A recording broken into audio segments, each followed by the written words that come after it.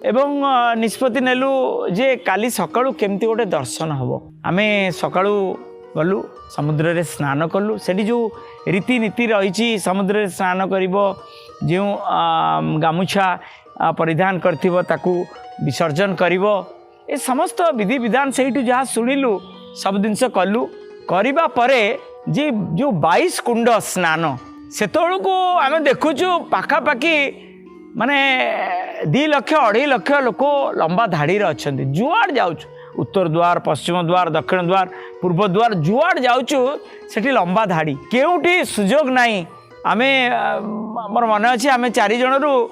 से माने 3 जन जाक कहले जे मधु आज 22 कुंड स्नान हो पार ना मु कहली हे प्रभु सतरे आज एत बड़ धाम को आसली 22 कुंड रे स्नान आज नकरी म्हणजे कह जाए समुद्र रे स्नान पर 22 कुंड रे स्नान कले अनंत कोटि पुण्य